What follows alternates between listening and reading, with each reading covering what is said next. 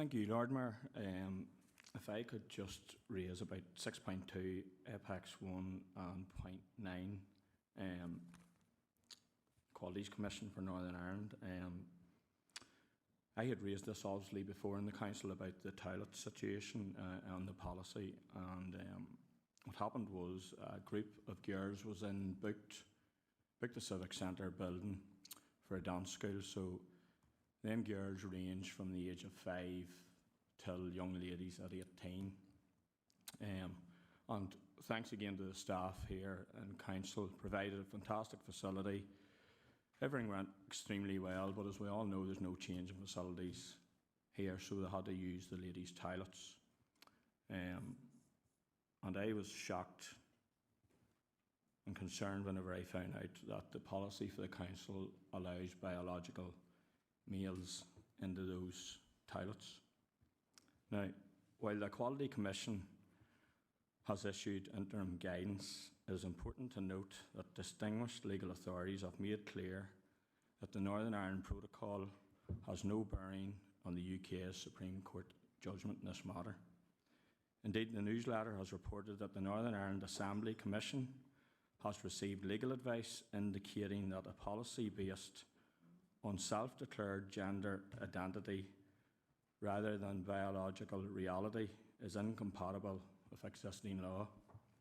Should the Council fail to ensure its policies are in line with the law, it exposes itself to significant legal risk. In such circumstances, the cost of obtaining authoritative legal advice would not only be justified, but would represent a prudent, unnecessary measure to safeguard the financial and legal interests of our ratepayers. I would also draw members' attention to a recent development involving the BBC's The State of Us podcast, which previously commented on remarks that I made in this very chamber concerning this issue. Since our last meeting, the BBC has been forced into a rare and significant climbdown following a complaint lodged by the TUV party regarding an episode of The State of Us originally published on BBC Sounds on the 9th of May 2025. Far from impartial journalism, the programme leaned heavily into trans activist talking points. Following our detailed complaint, the BBC has edited the original podcast to remove key content it could not stand over. Notably, this includes the remarks presenter Tara Mills, who questioned why I raised concerns about council toilet policy in the wake of the Supreme Court ruling. That line, among others, has now been removed from the broadcast. This should serve as a cautionary example to this council.